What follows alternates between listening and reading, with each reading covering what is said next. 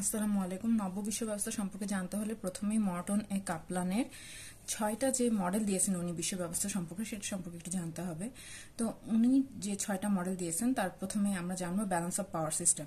Balance of power সিস্টেমে প্রত্যেকটা দেশ তাদের শক্তির যে সাম্য সেটা মেনটেন করার চেষ্টা করে। অর্থাৎ একটা দেশ যখন বেশি সামরিক শক্তি বাড়িয়ে ফেলে তখন তার আশেপাশের দেশ যার সাথে সে প্রতিযোগিতা করতেছে সেই প্রতিযোগী দেশগুলো তাদের শক্তি বাড়ানো শুরু করে।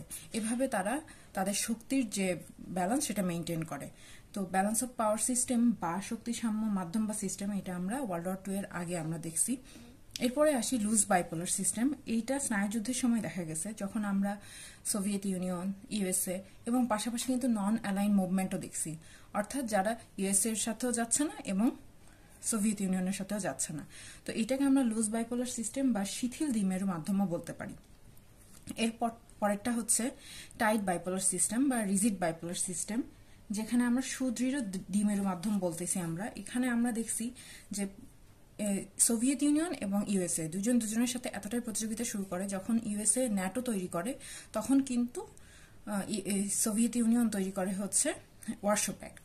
অর্থাৎ এটা হচ্ছে টাইট বাইপোলার সিস্টেম। এরপরটা হচ্ছে ইউনিভার্সাল অ্যাক্টর সিস্টেম। এখানে সার্বজনীন আন্তর্জাতিক মাধ্যম থাকবে একটা, যেমন হচ্ছে ইউনাইটেড নেশনস বা জাতিসংঘ প্রত্যেকটা দেশকে কন্ট্রোল করবে। অর্থাৎ সেই হবে মেইন পাওয়ারফুল সিস্টেম একটা। এরপরেরটা হচ্ছে হায়ারার্কিক্যাল ইন্টারন্যাশনাল সিস্টেম। এখানে আমরা দেখব যে একটা দেশ প্রত্যেককে কন্ট্রোল করতেছে এবং প্রত্যেকটা দেশ কিন্তু তার নিজের ইচ্ছাই তার কন্ট্রোলে থাকতেছে।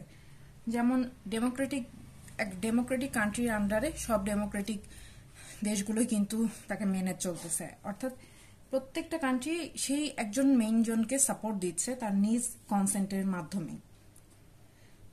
এরপরে যদি আমরা আসি, সেটা হচ্ছে ইউনিট ভেটো সিস্টেম। এখানে কেউ কাউকে মানবে না, প্রত্যেকটা দেশই চাইবে যে আমি আরো পাওয়ারফুল হব।